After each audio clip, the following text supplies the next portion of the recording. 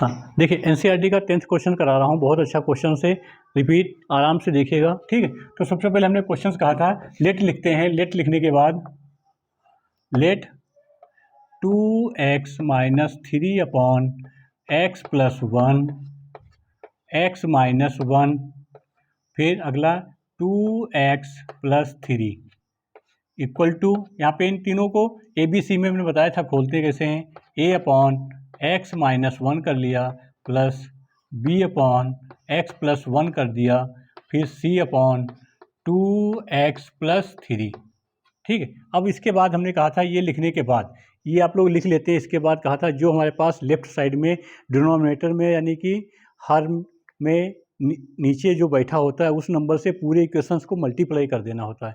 विशेष ध्यान, रिपीट फिर से दोबारा कह रहा हूँ, जो नीचे बैठा होता है उसको पूरी इक्वेशंस को मल्टीप्लाई कर देते हैं। मल्टीप्लाई करने का तो सिंपल तरीका मैं बता रहा हूँ, बहुत अच्छा। देखिए मल्टीप्लाई करेंगे तो नीचे का ये पूरा गायब हो जाएगा इधर से, तो ऊपर का केवल बचेगा 2x माइनस 3 इक्वल टू, और यहाँ पे a के साथ a का पोर्शन नहीं आएगा, दोनों आ जाएंगे, ध्यान रखिएगा।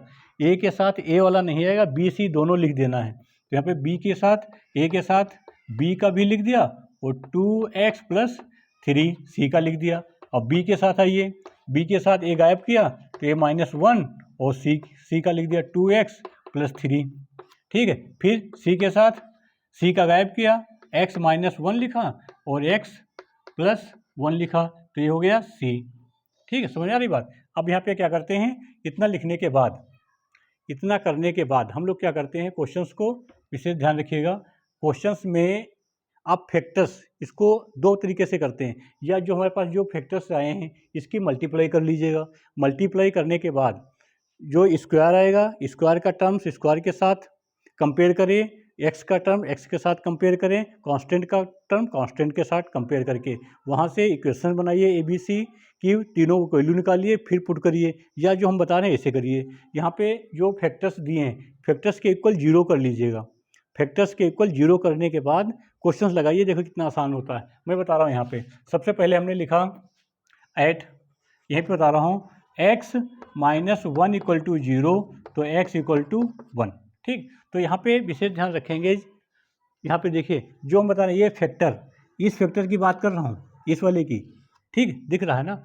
ये जिस ए बी के साथ में जो टर्म होगा वो 0 हो जाएगा अपने आप, ध्यान रखिएगा, क्योंकि यहाँ पे इसके बराबर 0 लिया है ना।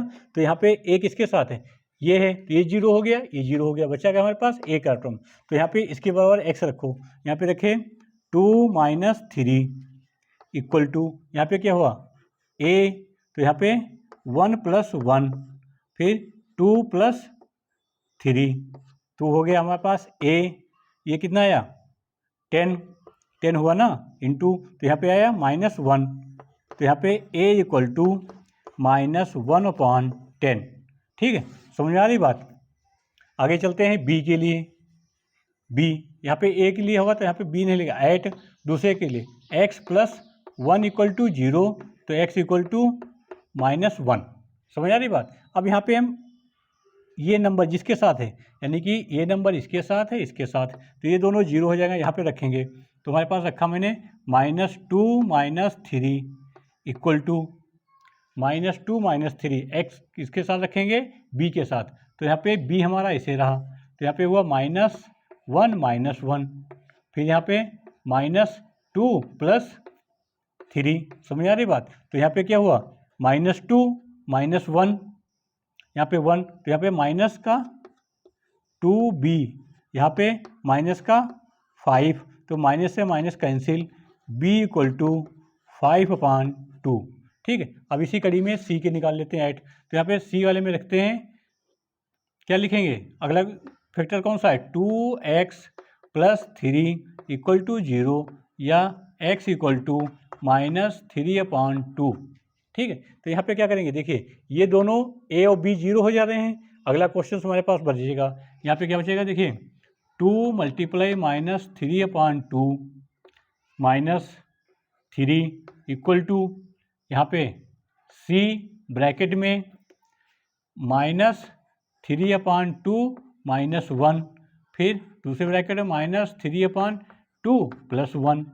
अब इसको सॉल्व करना है। यहाँ पे 2 2 कैंसिल, यहाँ पे क्या आया -3 तो -6 इक्वल टू, यहाँ पे क्या हो जाएगा देखिए माइनस का है तो एलसीएम लेंगे, 2 हो जाएगा 2 3 5, सी का मतलब -5/2 मल्टीप्लाई इसमें प्लस का है तो -1/2, माइनस का 1/2 तो ये कितना हुआ 5/4, माइनस का नहीं प्लस का, यानी कि 6 इक्वल टू 5/4 सी, यानी कि सी इक्वल टू -6 अपॉन कितना 6 अपॉन यहाँ पे 5 ऊपर 4, यानी कि सी इक्वल टू माइनस का 24/5 ये वैल्यू निकली। ये तीनों वैल्यू वेरी मोस्ट इंपॉर्टेंट हैं। जब तक ये तीनों वैल्यू नहीं निकालेंगे इसके बाद इंटीग्रेशन नहीं हो सकता। सबसे पहले आप ये तीनों वैल्यू निकालेंगे, तीनों वैल्यू निकालने के बाद क्वेश्चन आगे बढ़ाते हैं। मैं तीनों वैल्यू निकाल के ऊपर लिखता हूँ, देखिएगा यहाँ पे हमने लिख लिया ऊपर a इक्वल टू माइनस का 1/10, b equal to 5/2, C equal to minus का 24/5। ठीक, अब इसको मैं यहाँ से नीचे का रफ कर देता हूँ, इसका काम फिनिश हो गया।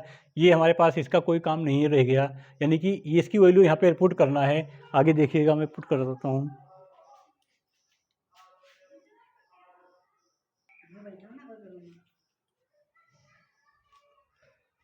हाँ, अब मैंने वैल्यू रखते हैं यहाँ पे, तो वैल्यू कहाँ रखेंगे इसको देखो क्या करते हैं, वैल्यू यहाँ पे रखेंगे। वैल्यू यहाँ पे रखने का मतलब कि हमारे पास ऐसे आ जाएगा इंटीग्रेशन ब्रैकेट में एक ही जगह रखना है तो -1/10 ब्रैकेट में x - 1, समझ में आ रही है बात।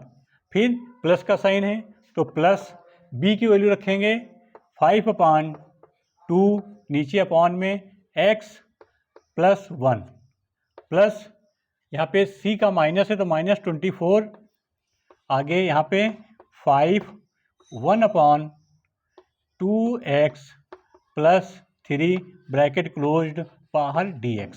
समझ में ऐसा क्यों लिखा गया, हमने इस नंबर के इक्वल इसको माना था, इसके इक्वल ये मान लिया, इसलिए ये क्वेश्चन ये हुआ। अब इसको क्या करेंगे, इधर इंटीग्रेशन को अंदर भेज देंगे dx के साथ। तो यहाँ पे क्या करेंगे देखिए -1/10 बाहर ले लिया, इंटीग्रेशन 1/x - 1 dx, समझ में आ रही बात। फिर प्लस 5/2 इंटीग्रेशन ले लिया, इंटीग्रेशन लेंगे 1/x + 1 dx, ठीक है।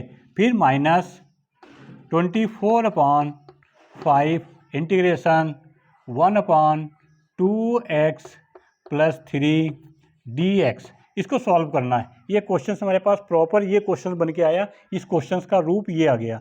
इसमें क्या करेंगे देखिए 1/x होता है log x, mod log x होता है, ध्यान रखिएगा। तो ये 1/10 बाहर है तो -1/10 बाहर, इसका हो गया log mod x - 1 mod 1 plus 5/2 log mod के अंदर x - 1, ठीक है, समझ आ रही बात। अब यहाँ पे -24/5 log मॉड के अंदर 2x + 3 मॉड 1, लेकिन x के साथ 2 है तो 2 में आ जाएगा यहाँ पे 2। ये ध्यान रखिए, विशेष मैंने बताया आप लोगों को, कराया भी है। यदि ये 2 यहाँ पे तो 2 यहाँ पे भी आ जाएगा, 2 इसके साथ प्लस c, ये 2 से 2 कैंसिल कर सकते हो, यहाँ पे 12 आ जाएगा। तो ये आंसर आ जाएगा प्रॉपर आपका। यहाँ पे केवल इसी को चेंज करेंगे, यहाँ पे आ जाएगा 12/5 log 2x + 3 mod + c। बाकी सेम यही रहेगा, यहाँ पे लिखना जरूरी नहीं, लिख दें, लिख लीजिएगा, ठीक है। क्वेश्चन समझ में आया होगा, आगे देखिएगा। धन्यवाद।